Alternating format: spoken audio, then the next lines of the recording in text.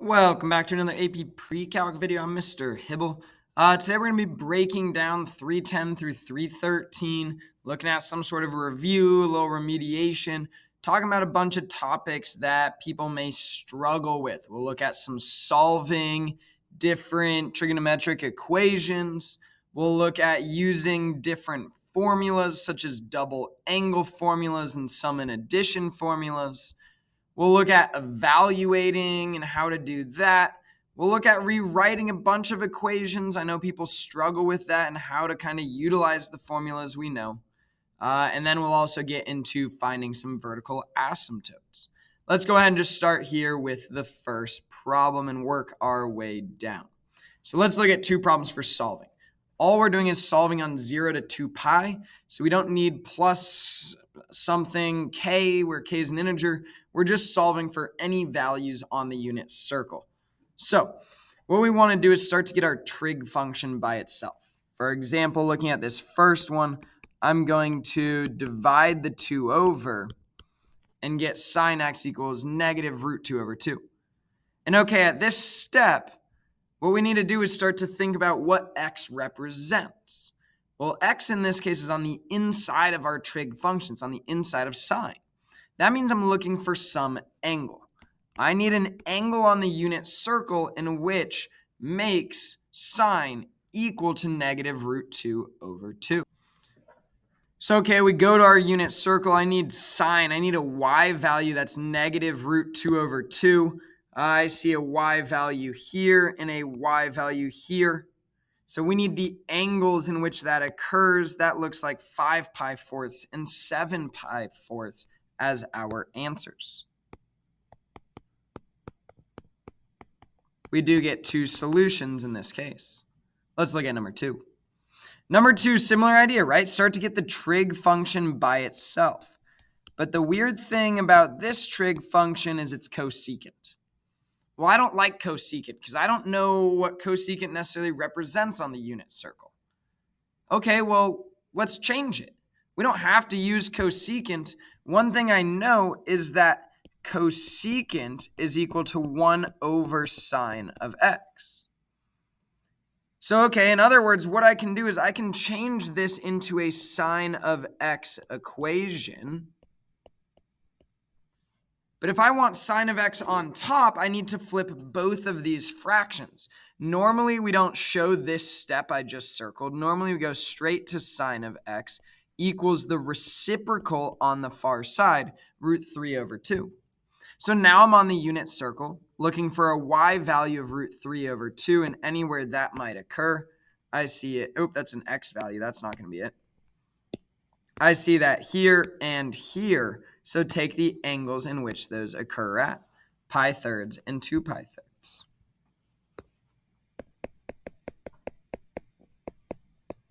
We have our two answers for 1 and 2. Let's continue. 3 and 4, so okay, 3 says given sine theta equals 15 over 7, find sine 2 theta and cosine 2 theta. Well, one thing we need to know is our formulas. I need to understand what sine of 2 theta actually means. Well, sine of 2 theta, we know that formula is 2 sine theta times cosine theta. Okay, well, I know sine theta, but I don't know cosine theta at this point. So what we need to do is draw a triangle. We know sine in general, just for any kind of right triangle trig, is opposite over hypotenuse. Since both the values are positive, we're going to assume that we're looking at a triangle in the first quadrant, where the opposite value is 15 and the hypotenuse is 17. We could then use our Pythagorean theorem to find what the x value, the adjacent part to this triangle, is. Going through that, as you start to solve, 17 squared minus 15 squared should give you 64. So you end up finding that b is equal to 8. Since we're in the first quadrant, we know that value of 8 must be positive. But realize what we've determined then. We already knew that sine of theta was 15 over 17, but we've also just found that cosine theta is 8 over 17, right? The adjacent value over the hypotenuse. Okay, now that we know that stuff, now we can find sine 2 theta and cosine 2 theta. We already wrote down our sine 2 theta formula, so now we're just going to go ahead and utilize that, where sine 2 theta would be equal to 2 times sine theta, which is 15 over 17, times cosine theta, which is 8 over 17. Now you just need to go ahead and simplify it.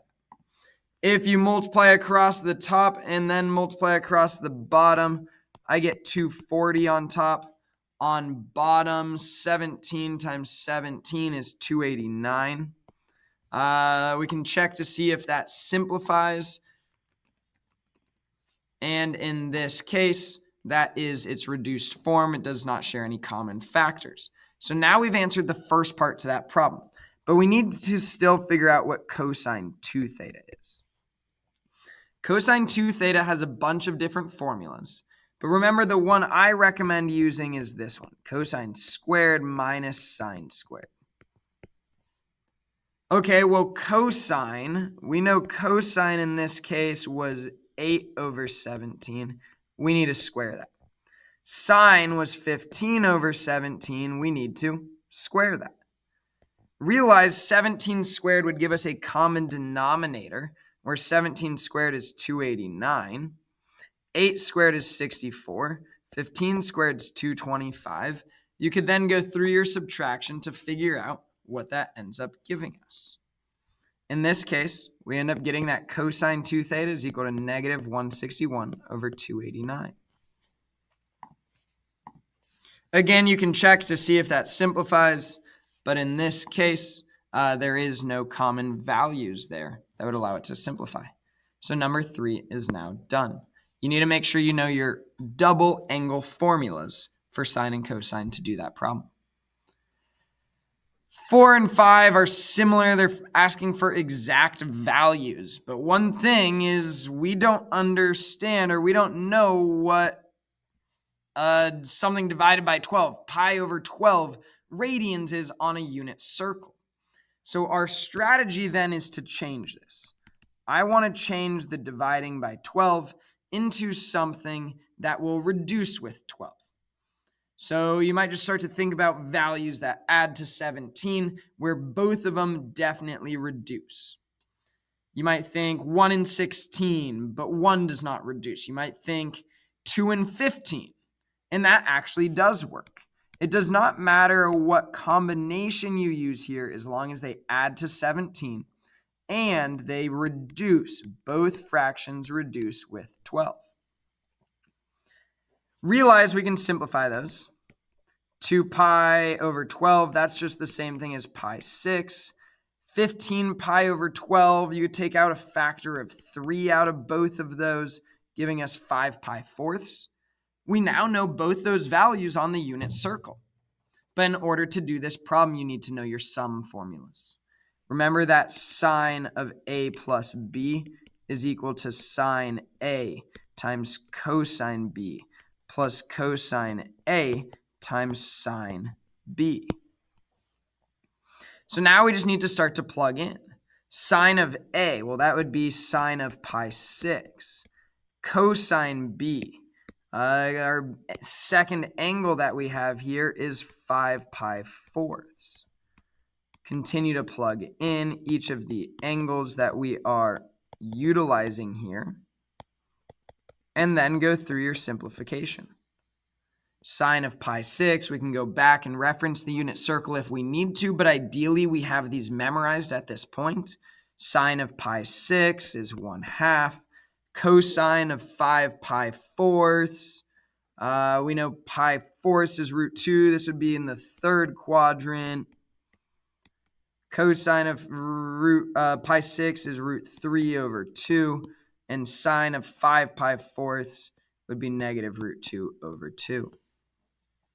Simplify this. Notice the 2's in the denominator will multiply to give us 4. That will be in common for both of these. What I see is 1 times negative root 2 for the first term. I see 3 times negative root 2. That'll become a negative value in front. Root 3 times root 2, they're both under the root, so they do combine, giving us 6. Now we have our final answer. Let's go ahead. Let's look at another one. Let's look at number 5. Number 5 is just the exact same idea, but the one weird thing is that we have 49, and 49 is a really big value. One thing I know is that a full circle on a full rotation of the unit circle is 2 pi. Well, I know 2 pi in terms of twelfths would be 24 pi. So we can start to change this angle. We can start to find its different coterminal angles. We can take negative 49, and since it's negative, I can add 24 with it repeatedly until we get to a spot that makes this problem a little bit easier. So if I add 24 pi over 12 to get rid of one of its full rotations, that gives us negative 25 pi over 12. And now that value might be easier to deal with. You could find tangent of, let's see what would work. You could use 24 and 1's not going to work. You might use 22 and 3 could work. So negative 22 pi over 12 and negative 3 pi over 12. And then from there, you could go ahead and simplify these fractions down to see what we get. In this case, it'd be tangent of negative, let's see, 2 goes into both of those. So 11 pi 6. Negative 3 pi over 12, you could reduce those both by 3 and get pi fourths. The weird thing about this one, which we didn't necessarily talk about in class, is tangent. We haven't necessarily looked at those sum and difference formulas. So let me give those to you right now. So tangents to formulas are as follows.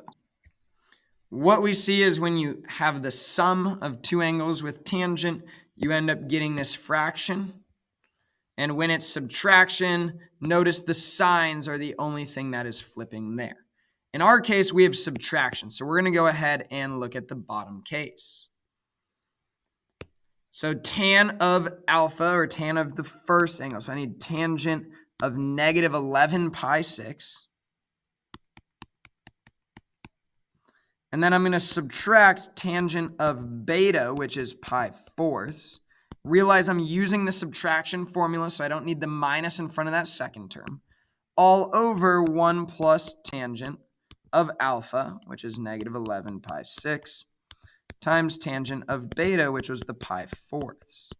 Now, this is just simplification from here. Negative 11 pi 6, that's really just pi 6 if you go in the positive direction. So I know both of those two fractions would end up reducing to root 3 over 3.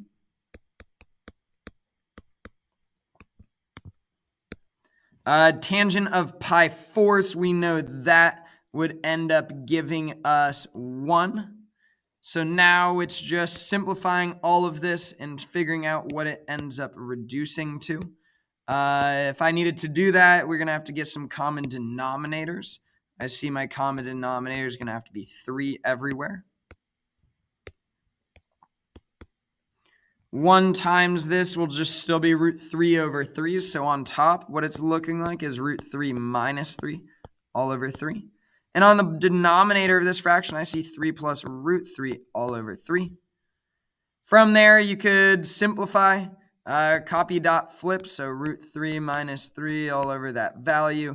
Change it to multiplication and flip the bottom one. Those now go away. And we end up getting root 3 minus 3 over 3 plus root 3. That is a good answer. Sometimes we don't necessarily want that denominator with a radical there. So you could multiply by what's known as the conjugate to get rid of that. Meaning I can multiply top and bottom by 3 minus root 3 and see what that reduces to if I do want to simplify this even further. If you would like, feel free to skip past this simplification. It's not something you necessarily need right now for pre-calc, but it is kind of an interesting idea of how we can rationalize the denominator. So what we did is we multiplied by the conjugate. Let's go ahead and do that multiplication top and bottom everywhere. So root 3 times 3 would give us 3 root 3.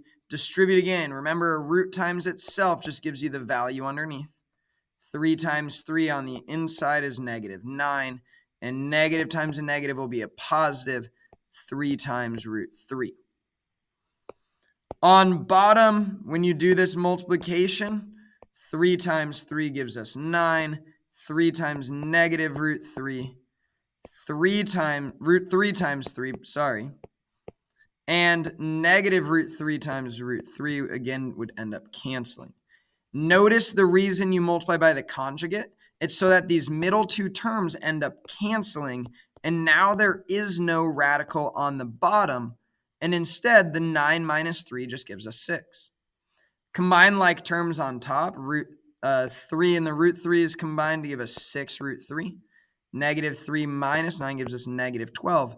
There is now a rationalized denominator based off the problem we were given. Okay, some new stuff for us. Again, you won't necessarily see that in AP Pre-Calc or on the AP test, but some different ideas and different strategies to make us strong in math. Let's continue looking at some other problems. Now we're getting into rewriting a bunch of problems. In order to rewrite a lot of these, you need to have memorized your Pythagorean identities. That's what this generally focuses on. We know our first Pythagorean identity should be pretty basic to memorize. Sine squared plus cosine squared equals 1. We learned that if you divide by sine squared or by cosine squared to each of these terms, you can derive the other two. For example, if I divide each term by sine squared over itself is 1. Cosine squared over sine squared. Well, cosine over sine gives you cotangent. 1 over sine is the same thing as cosecant. Now we have the second formula. You can derive the third one by instead dividing by cosine squared now. Sine squared over cosine squared would give us tangent. Cosine over itself would cancel, and 1 over cosine is secant squared now. Now we have our 3 different Pythagorean identities. Those we need to understand, or we need to memorize those so that we can utilize them in these different problems. For example, number 6 looks super, super close to that first identity. But it's not the same because there's negative sine squared and negative cosine squared. Okay, well, if they both have a negative, why don't we change that? Why don't we take a negative 1 out? If I take negative 1 out of both of these, notice it is that identity. Sine squared plus cosine squared. Whoa. That was weird. Wrong button. Sine squared plus cosine squared is just 1. So now I can replace this entire thing just with that value. Now we've simplified number 6. Number 7 looks similar. I have cotangent squared. So maybe I'm starting to think about using the second formula. But in order to utilize that one, I need 1 plus cotangent. We'll change it then. If there's a negative 5 in both of these, again, factor that value out. That instead makes this 1 plus cotangent squared x. 1 plus cotangent squared, then we saw originally that's just cosecant squared. So now cosecant is in there instead. Simplify what you need to. Let's just multiply those back together. And now you've got another good answer. Let's look at number 8, see if this one's any trickier. I see secant squared minus tangent squared. And again, that looks like the third identity now. That looks like this bottom one. Okay, but it's not the same because secant and tangent are on different sides. So what do I have to do there? Well, why don't we change this identity then? Why don't I change it so that I subtract the tangent squared over, making it 1 equals secant squared minus tangent squared? Now that that's the same, you can replace the top with what it's equal to. Secant squared minus tangent squared is just equal to 1. So this is 1 over 1 minus cosine squared x. But even the bottom looks like that first Pythagorean identity. So maybe I need to change that one as well. I need to subtract the cosine squared to the other side. So that would just end up making this sine squared theta equals 1 minus cosine squared theta. And now that I know what 1 minus cosine squared theta is, I can just replace it. And this answer is super close. We almost have our final answer. But this is 1 over sine. We know that 1 over sine is just the same thing as cosecant. So we can change it to cosecant squared now using our reciprocal identity. There's our answer to number 8. Number 9, there is no squareds. So I'm not thinking Pythagorean anymore. Instead, I am thinking sine and cosine. Can I change these? Well, tangent is the same thing as sine over cosine.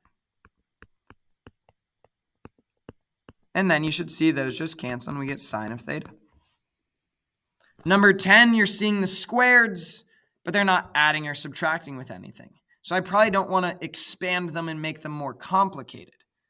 If there's just sine squared, tangent squared, see if you can reduce it first before using a Pythagorean identity instead. For example, we know that tangent is just sine squared over cosine squared.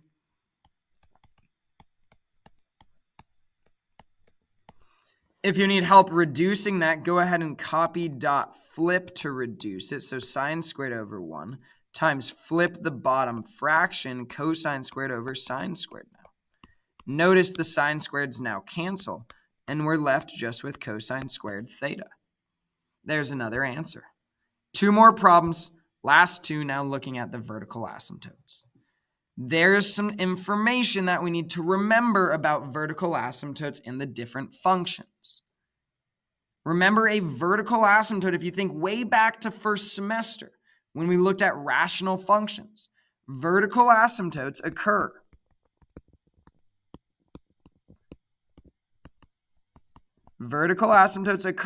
when the denominator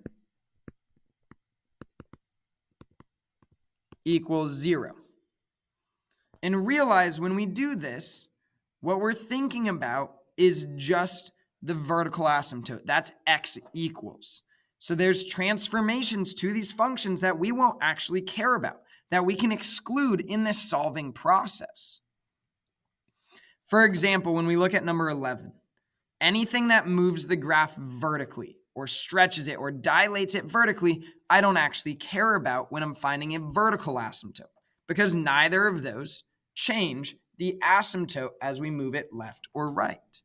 So all I actually care about on number 11 is this part that is now highlighted.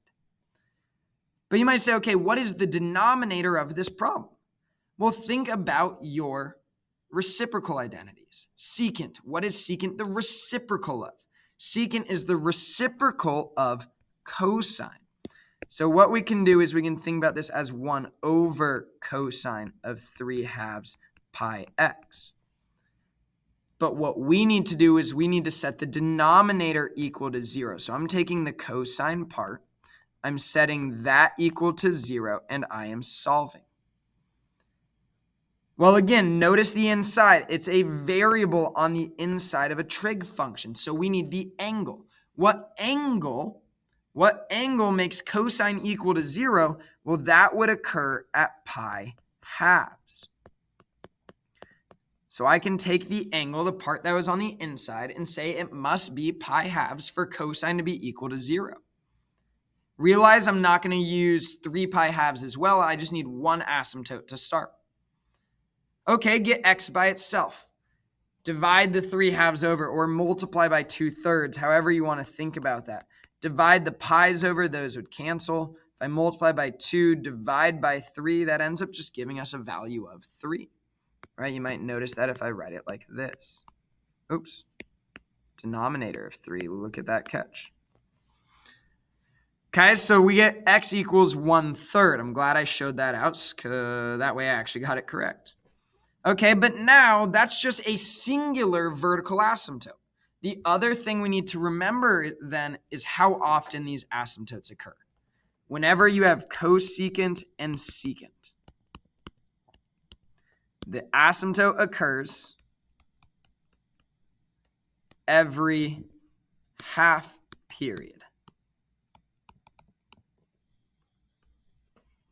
if you have tangent and cotangent, it occurs every period.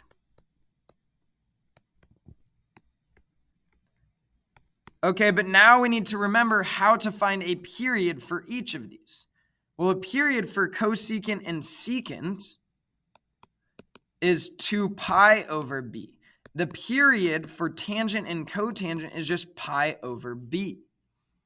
So let's go ahead now and find that for number 11. The period, I need to find the period. The period would be 2 pi because it's a secant function over the value of b, where b is 3 halves pi. The pi's are going to cancel. Go ahead, copy dot flip if you need to. And we end up getting 4/3. But okay, that gives us the period. Because this is secant, I need half of that. So I take half the period. 4/3, you can multiply that by 1/2. See what that reduces to, and you should get 2/3. So the asymptotes for this function occur at 1/3 plus every other time it occurs, which is 2/3. Don't forget k, where k is an integer, creating the rest of these asymptotes now. Number 12 is just the same idea then. It's tangent. Tangent, I know, is sine over cosine. So what I need to do here is take the denominator. Take the denominator, set that part equal to 0. And we can start to solve that. Again, we said cosine was equal to 0 whenever the angle, the inside, is equal to pi halves. You could multiply the 8 over, giving you x minus 6 pi equals 4 pi. You could add the 6 pi over, giving us 10 pi. This is tangent, though, is what we are analyzing. I need the period of it. The period of tangent is pi over b. b is 1/8. That means the period is 8 pi. I don't care about half of it because, again, tangent and cotangent, the asymptote occurs every period. So now just rewrite your final answer. X equals 10 pi plus 8 pi. Don't forget the k for any integer. There is our video, our review. I know it was a longer video, but thanks for staying with me, relearning or reviewing each of these topics to make sure we're comfortable with them moving forward. Thanks for watching. I'll see you guys next time.